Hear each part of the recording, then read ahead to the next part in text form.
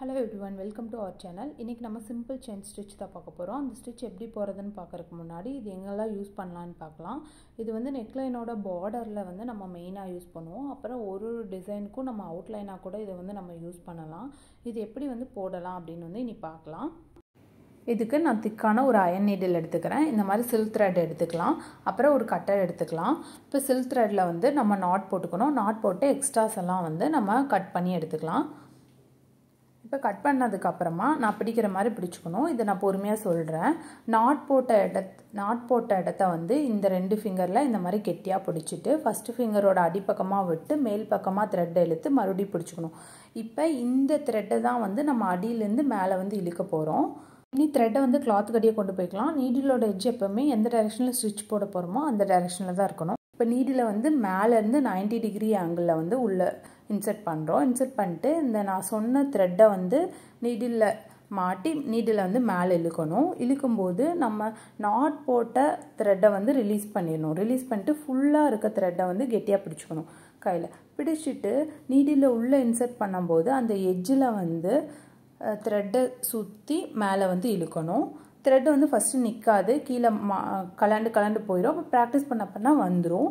இப்போ மேலே என்ன பண்ண போகிறோன்னா த்ரெட் கிளாத்தும் நீடிலோட எட்ஜும் டச் ஆகிற இடத்துல வரும்போது நம்ம வந்து த்ரெட்டை பிடிச்சு ஏதோ ஒரு டைரெக்ஷனில் ரொட்டேட் பண்ணி த்ரெட்டை மேலே இழுத்து அடுத்த ஸ்டிச் போடணும். இப்போ கிளாத்தும் நீடிலோட எட்ஜும் டச் ஆகிற இடத்துல நம்ம லெஃப்ட் சைடோ ரைட் சைடோ ரொட்டேட் பண்ணிட்டு த்ரெட்டை மேலே இழுத்து அடுத்த ஸ்டிச் போடுறோம். ரொம்ப ஈஸி தான். ஃபஸ்ட்டு மட்டும் நீடிலோட எட்ஜில் வந்து த்ரெட்டு நிற்காது, கலண்டு வரும். ப்ராக்டிஸ் பண்ண நமக்கு ஈஸியாக வந்துடும்.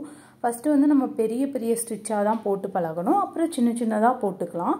நம்ம ப்ளவுஸில் வந்து சின்னதாக தான் போடுவோம். ப்ராக்டிஸ் பண்ண நமக்கே ரொம்ப ஈஸியாக வந்துடும். செயின் ஸ்டிச் தான் வந்து இருக்கிறதே ரொம்ப சிம்பிளான ஸ்டிச்சு. இப்போ நம்ம செயின் ஸ்டிச்செல்லாம் போட்டு முடித்ததுக்கப்புறம் லாஸ்ட்டாக இருக்க த்ரெட்டை வந்து மேலே நல்லா ஃபுல்லாக இழுத்துக்கணும். இழுத்துட்டு கிட்டையே வந்து நீடியில் இன்சர்ட் பண்ணி உள்ள அடியிலேருந்து த்ரெட்டை வந்து திரும்ப இந்த த்ரெட்டுக்குள்ளேயே வந்து இழுக்கணும். உள்ளே இழுக்கும்போது ஃபஸ்ட்டு போட்ட த்ரெட்டு வந்து சின்னதாகிட்டே போகும். சின்னதானதுக்கு அப்புறமா இப்போ செகண்ட் இருக்க ரவுண்டுக்குள்ளே நீடியில் விட்டு ஃபஸ்ட்டு இருக்க சின்ன ரவுண்ட் இருக்குல்லையா அந்த த்ரெட்டை வந்து பிடிச்சிக்கிட்டு கீழே வந்து த்ரெட்டை வந்து இழுக்கணும். த்ரெட்டை வந்து கீழே இழுக்கும்போது நமக்கு வந்து ஒரு நாட் மாதிரி விழுந்துடும். ஃபஸ்ட்டு வந்து கொஞ்சம் எக்ஸ்ட்ராஸ் இருக்க தான் செய்யும். அப்புறம் ப்ராக்டிஸ் பண்ண எக்ஸ்ட்ராலாம் இல்லாமல் நாட் வந்து கரெக்டாக விழுந்துடும். திரும்ப ஒரு டைம் சொல்லி கொடுக்குறேன். என் நாட் வந்து கொஞ்சம் கஷ்டமாக தான் இருக்கும். அப்புறம் ப்ராக்டிஸ் பண்ண அதுவும் ஈஸியாகிடும். எல்லாமே வந்து ப்ராக்டிஸ் பண்ண தான் நமக்கு வந்து ரொம்ப ஈஸியாக வரும். இப்போ இந்த மாதிரி செயின் ஸ்டிச் போட்டுக்கிறோம். த்ரெட்டை வந்து நல்லா பெருசாக எடுத்துக்கிறோம். இப்போ அது கிட்டையே நீடில் விட்டு திரும்ப செகண்ட் த்ரெட்டை இழுக்கிறோம். இழுத்துட்டு செகண்ட் ரவுண்ட்லேருந்து ஃபஸ்ட்டு ரவுண்டு சின்ன ரவுண்டு இருக்கு இல்லையா அதுக்குள்ளே அதை வந்து கெட்டியாக பிடிச்சிக்கிட்டு த்ரெட்டை வந்து அடியில் இழுக்கிறோம். இப்போ நாட் விழுந்துச்சு. இப்போ ஃபஸ்ட்டு ஒரு ரவுண்டு வந்து பெருசாக இழுத்துக்கிறோம். ஃபஸ்ட் ரவுண்டுக்குள்ளேயே நீடில் விட்டு செகண்டு த்ரெட்டை வந்து பெருசாக இழுத்துக்கிறோம்.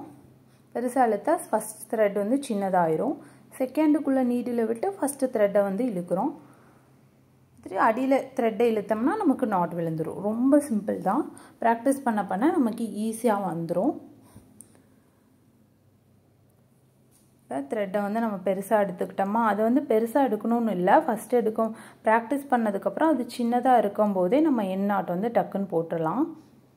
இந்த வீடியோ உங்களுக்கு பிடிச்சினா லைக் பண்ணுங்கள், ஷேர் பண்ணுங்கள், மறக்காமல் சப்ஸ்கிரைப் பண்ணுங்கள். தேங்க்யூ.